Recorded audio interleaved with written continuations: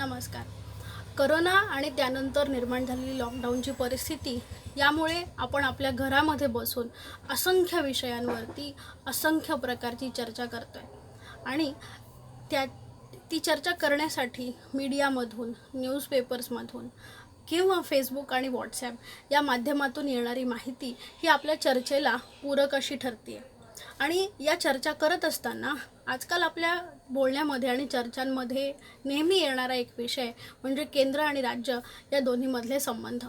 याविषयी काहीतरी नवीन माहिती पर्यंत पोचवावी या हेतूनं मी आज आपल्यासमोर एक विषय मांडणार आहे.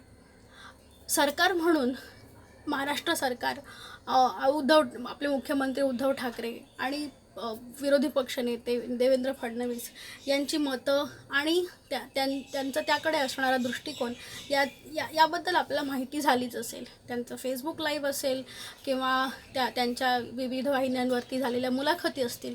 यातून आपल्याला त्या दोघांची मतं आणि केंद्र सरकार म्हणून आणि राज्य सरकार म्हणून करोनामुळे निर्माण झालेल्या परिस्थितीला सरकार कसं सामोरं जातं आहे यासंबंधी आपल्याला थोडीफार माहिती असेल. पण मुळात या दोन्ही बाजूंनी होणारे युक्तिवाद यामध्ये किती तथ्य आहे आणि प्रत्यक्षातली परिस्थिती, वास्तव परिस्थिती काय आहे हे याचं विश्लेषण करण्याचा हा माझा एक छोटासा प्रयत्न. भारत हा एक संघराज्य आहे. संघराज्य म्हणजे काय तर केंद्र सरकार आणि राज्य सरकार याच्या समन्वयातून किंवा या दोन्हीच्या साहचर्यातून निर्माण झालेली राज्यव्यवस्था म्हणजे संघराज्य. आणि मग हे संघराज्य चालवताना केंद्र सरकारने करायची कामं कुठली आणि राज्य सरकारने करायची कामं कुठली याचा एक स्पष्ट आलेख आपल्या राज्यघटनेमध्ये आहे. विशेष करून या करोना काळातील परिस्थितीमध्ये पब्लिक ऑर्डर किंवा ज्याला आपण समाजव्यवस्था म्हणू किंवा समाजाचं आरोग्य म्हणू हा विषय मुळात तसा स्टेट लिस्ट म्हणजे राज्याच्या सूचीमध्ये येणारा आहे. आणि राज्यघटनेतल्या स्टेट लिस्टमध्ये 1 ते 6 ही जी कलमं आहेत त्यामध्ये राज्य सरकारांचा अधिकार असं स्पष्टपणे नमूद केलं आहे. आणि जिथे गरज लागेल तिथे केंद्र यामध्ये हस्तक्षेप करू शकतो किंवा केंद्राचं सुद्धा यामध्ये कॉन्ट्रीब्युशन असलं पाहिजे अशी सुद्धा तरतूद याच्यामध्ये आहे. त्यामुळे राज्यसूची आणि ज्याला आपण कन्करंट लिस्ट किंवा सामान्य सूची, संकीर्ण सूची असं म्हणतो, त्यामध्ये या पब्लिक ऑर्डर किंवा पब्लिक हेल्थ, सामाजिक आरोग्य याविषयीची चर्चा आपल्या राज्यघटनेमध्ये सापडते. आता संघराज्य म्हणजे केवळ राजकीय व्यवस्था, सामाजिक व्यवस्था नाही तर आर्थिक व्यवस्थेचा सुद्धा यामध्ये विचार करावा लागतो.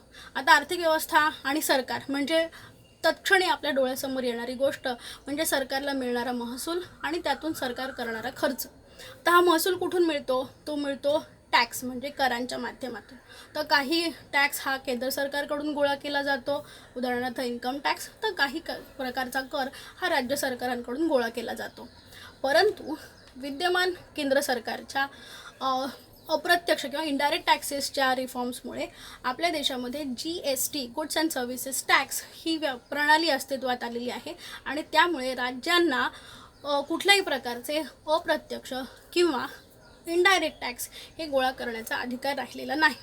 आणि सुरुवातीला यामुळे राज्यांचा जो रेव्हेन्यू लॉस होणार आहे किंवा त्यांना जो महसूल मिळणार नाही त्याची भरपाई म्हणून केंद्र सरकारांनी त्यांना ही भरपाई द्यावी अशी तरतूद GSTमध्ये आहे. याचा परिणाम काय तर सुरुवातीची 5 वर्ष GSTच्या अंमलबजावणीनंतरची सुरुवातीची 5 वर्ष केंद्र सरकारांनी राज्यांना त्याची भरपाई, त्याचा मोबदला द्यावा अशी एक तरतूद आहे. आता करोना काळातल्या परिस्थितीमध्ये राज्य सरकारांना अशी अपेक्षा होती की या अभूतपूर्व परिस्थितीची लढत असताना केंद्र सरकारनं या करोना काळाच्या परिस्थितीशी लढण्यासाठी आम्हाला विशेष प्रकारची मदत ही द्यावी.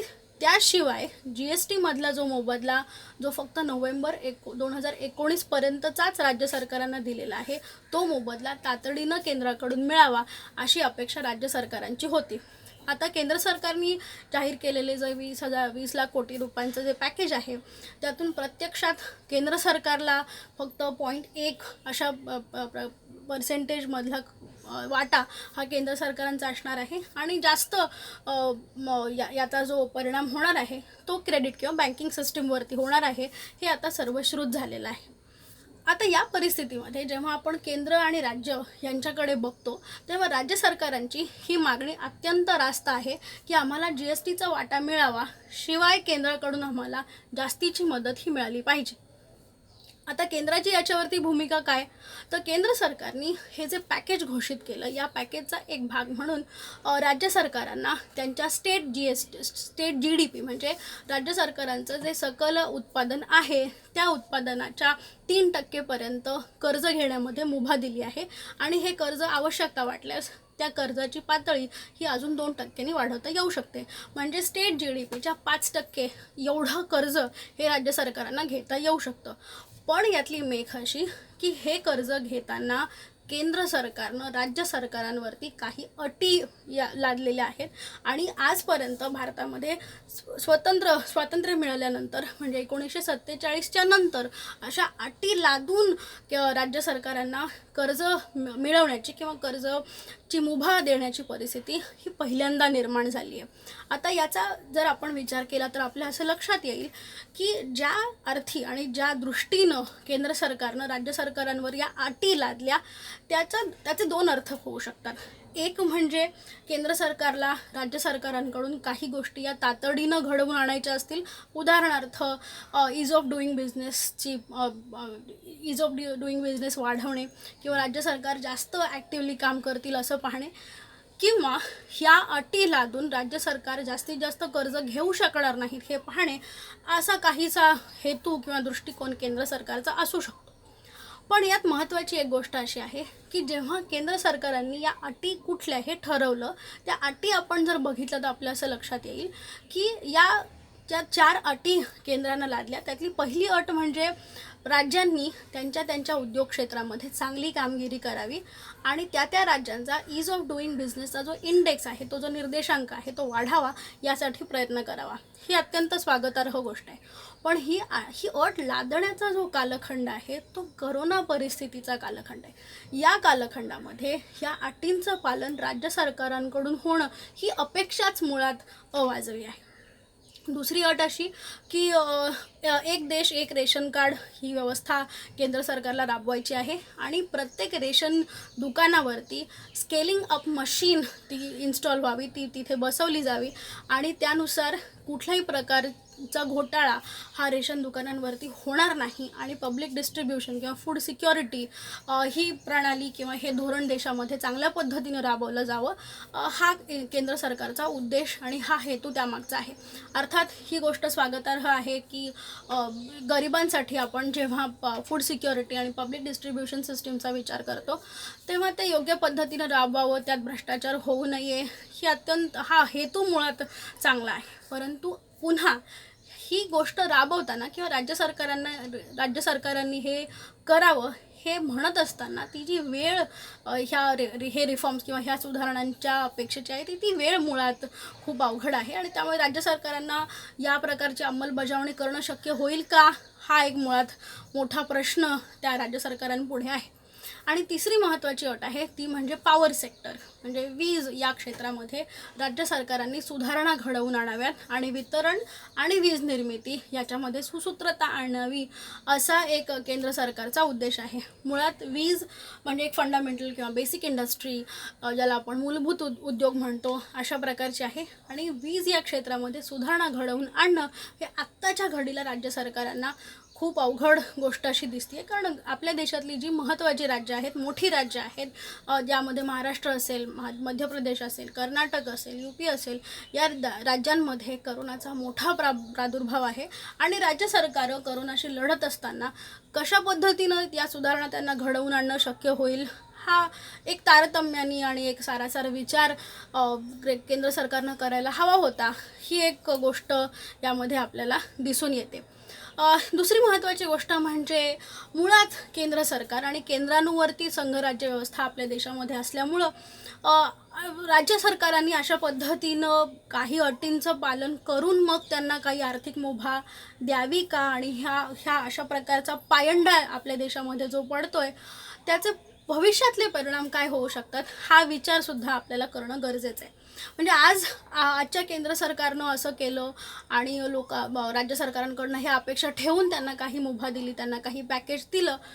हा जो ट्रेंड आहे, म्हणजे ही पद्धत आपल्या देशामध्ये सुरू झाली तर कदाचित भविष्यामध्ये केंद्र सरकारचा जो अंतस्थ हेतू आहे किंवा केंद्र सरकारचा जो अजेंडा आहे तो राबवण्यासाठी म्हणून ह्या प्रकारच्या पद्धतीचा उपयोग भविष्यामध्ये होऊ शकतो. कदाचित याचे विपरीत परिणामही आपल्या देशाला भोगावे लागू शकतात किंवा केंद्र आणि राज्य संबंध या त्यामुळे ताणले जाऊ शकतात, जे आपल्या लोकशाहीसाठी चांगली बाब असणार नाही. आणि दुसरी गोष्ट म्हणजे जेव्हा केंद्रानं राज्य सरकारांकडून ही अपेक्षा केली किंवा या पद्धतीचं वर्तन किंवा या पद्धतीने राज्य सरकारांनी त्यांची धोरणं राबवावीत ही केंद्राची अपेक्षा आहे, त्यावेळी राज्य सरकारांकडे पुरेसं भांडवल आणि पुरेसं इन्फ्रास्ट्रक्चर आहे का हा विचार देखील केंद्राकडनं होणं अपेक्षित होतं. पण दुर्दैवानं राज्य सरकारं करोनाशी लढत असताना आणि आपल्या सार्वजनिक आरोग्यावरती प्रचंड प्रमाणावर ताण पडलेला असताना अशा प्रकारच्या घोषणा आणि अशा प्रकारचं अटी लादणं हेच केंद्र सरकारकडनं होतं आहे. याचासुद्धा आपल्याला थोडासा क्रिटिकल होऊन विचार करणं हे गरजेचं आहे.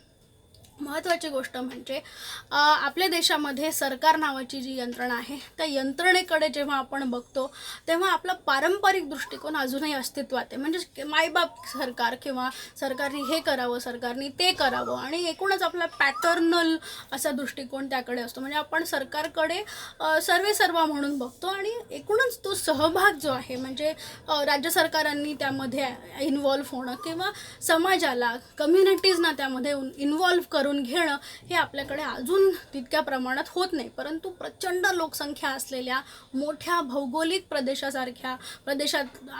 असणाऱ्या भारतामध्ये हे अपेक्षित आहे आणि ही काळाची गरज आहे की सगळ्या अपेक्षा सरकारकडनं न करता केंद्र, राज्य आणि स्थानिक स्तरावरचे कार्यकर्ते, स्थानिक स्तरावरच्या NGOज ह्या सगळ्यांना सोबत घेऊन आपण आपली उद्दिष्ट पूर्ण करण्यासाठी झटलं पाहिजे.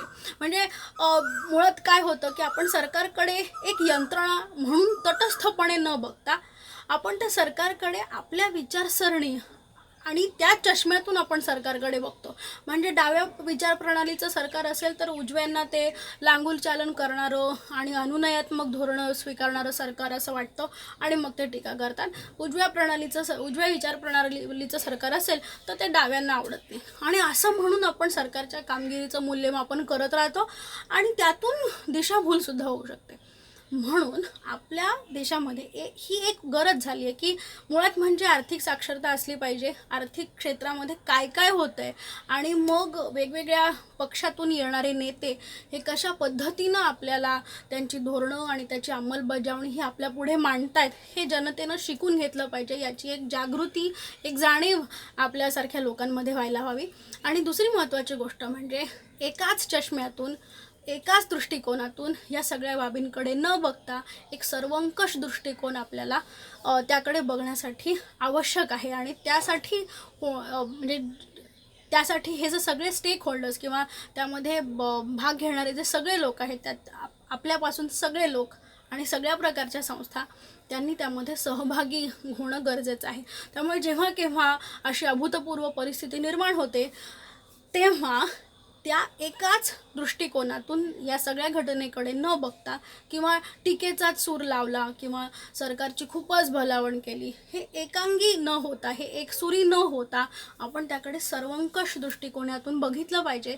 आणि केंद्र राज्य संबंध हा जो आपल्या लोकशाहीनं दिलेला आपल्याला वारसा आहे तो वारसा कसा जपता येईल आणि आपली लोकशाही जास्तीत जास्त सुदृढ कशी होईल हे बघणं हे आपल्या सगळ्यांचं कर्तव्य आहे. त्यामुळे ज्या ठिकाणी केंद्र सरकार कमी पडत असेल त्या ठिकाणी राज्य सरकारांनी त्यांना ती जाणीव करून देणं गरजेचं आहे. आणि खरं बघायला गेलं तर ही आपल्या लोकशाहीमधली पोकळी आहे की जेव्हा अशा प्रकारचं टॅक्सेबल पूल असेल किंवा काही रिसोर्सेस, काही संसाधनं असतील जी केंद्राकडे जास्त आहेत आणि राज्यांकडे कमी आहेत, त्यावेळेला ह्या संसाधनांचं योग्य पद्धतीनं वाटप व्हावं म्हणून केंद्र आणि राज्य यांच्यामध्ये समन्वय साधणारी यंत्रणा अशी काही संस्था आपल्या देशामध्ये अस्तित्वात नाही. आणि माझ्या मते ही आपल्या देशामध्ये असणारी पोकळी आहे की आपल्याकडे बऱ्याच प्रकारच्या संस्था आहेत, पण जेव्हा केंद्र आणि राज्य सरकार यांच्यामध्ये डायलॉग किंवा संवाद व्हायला हवा, तो संवाद साधण्यासाठी कुठलीही संस्था आपल्याकडे नाही आहे. फायनान्स कमिशनकडे आपण बोट दाखवू शकतो, पण फायनान्स कमिशनच्या स्वतःच्या काही मर्यादा आहेत. फायनान्स कमिशनच्या जे सल्ले किंवा त्यांच्या शिफारशी ह्या सल्लात्मक स्वरूपाच्या असतात, त्यामुळे त्या जशाच्या तशा अंमलबजावणीत येतील का हा मुद्दाच आहे. आणि फायनान्स कमिशन हे एका फॉर्म्युलानुसार एका विशिष्ट प्रकारच्या पद्धतीनं केंद्र आणि राज्यामध्ये संसाधनांचं कशा प्रकारे वितरण व्हावं अशी एक रूपरेषा आखून देऊ शकतं. परंतु हे झाल्यानंतर सुद्धा केंद्र आणि राज्य यांच्यामध्ये एक सुसूत्रता आणून त्यांच्यामध्ये एक योग्य प्रकारचा संवाद साधण्यासाठी एक नवीन यंत्रणा, एक नवीन इन्स्टिट्यूशन आपल्याकडे असली पाहिजे, तरच हा गॅप, ही पोकळी आपण भरून काढू शकतो. त्यामुळे येणाऱ्या काळात किंवा दुसऱ्या दृष्टीनं बोलायचं तर करोना गेल्यानंतरच्या काळामध्ये जेव्हा आपण ह्या आर्थिक संकटाला आणि आर्थिक संकटातून बाहेर येण्याचा प्रयत्न करू, तेव्हा ही पोकळी भरून काढून सुदृढ असे संघ म्हणजे केंद्र आणि राज्य संबंध कसे निर्माण होतील हे बघणं हे आपल्या सगळ्यांचं कर्तव्य आहे. त्यामुळे केंद्र राज्य संबंध या क्लिष्ट विषयाकडे बघताना ते संबंध अधिक सुदृढ आणि चांगले होतील यासाठी प्रयत्न होणं ही आपल्या देशातल्या लोकशाहीची खूप मोठी गरज आहे. धन्यवाद.